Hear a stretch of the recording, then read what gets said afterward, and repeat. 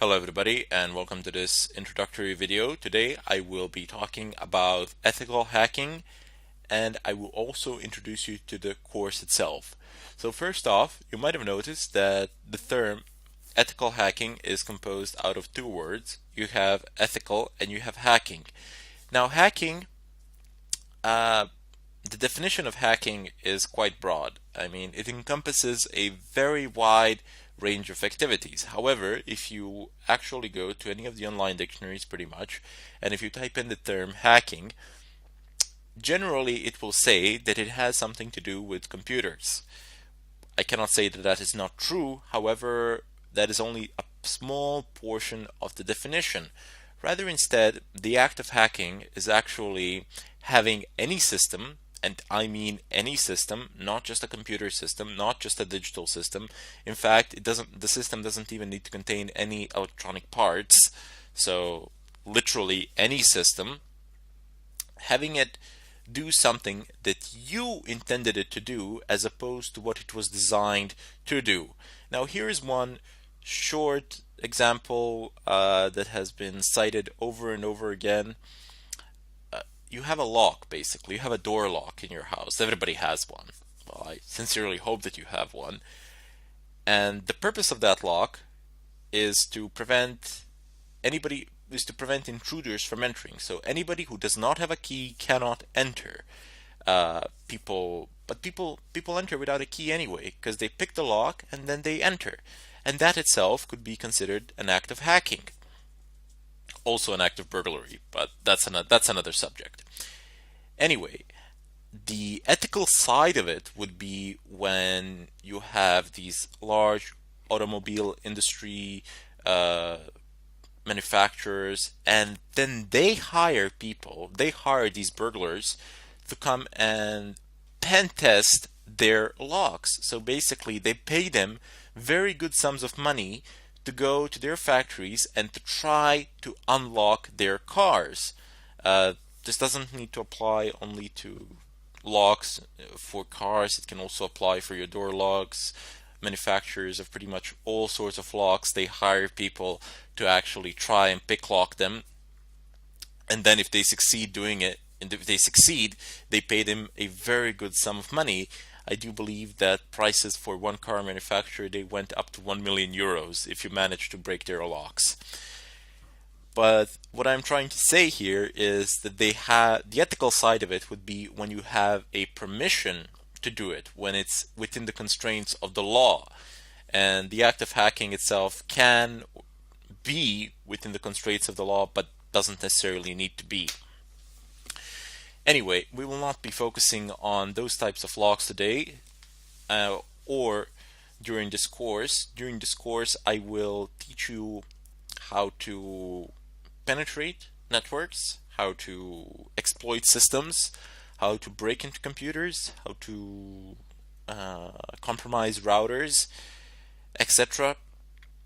You will be after you've finished this course, after you've absorbed all the information in it, you will gain the ability to do some serious damage. Now, because of that, I wish to give a disclaimer here.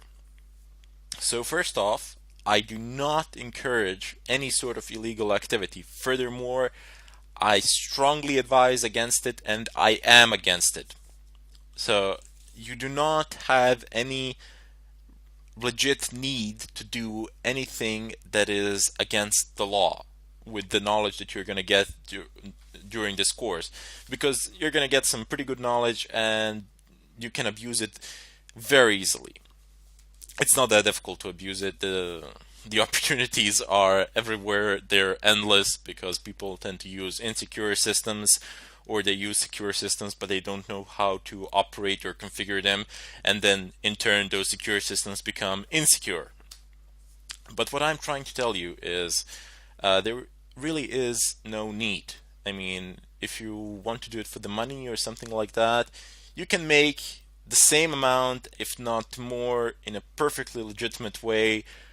People will pay you to actually test their networks and to see if you can find any vulnerabilities in them and then report them, perhaps even fix them. So, however, if you do decide to do something against the law in any country, I am not responsible for it. That is what I want to say. I do not claim responsibility for it, as I have already stated that I am doing this for purely for educational purposes, and I do not advocate the use of this material for any sort of illegal purpose.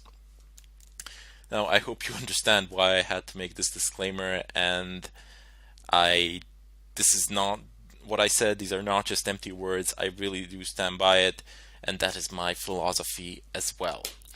In any case, during this course, I will show you numerous examples, methods. You will need some prerequisites over which I will go in the next tutorial. But you're in for a ride, so sit down, be patient. That is a very important thing in this line of work. Patience, because everybody has, everybody out there, if you are looking at this tutorial now, if you've typed in the term ethical hacking, I'm guessing that you've seen I'm guessing at some point of time in your lives, like myself, you have seen a movie that involves some sort of hacking with computers, and you see this terminal and you just see them typing in something there, and it just basically works. It works within 5 minutes or something like that.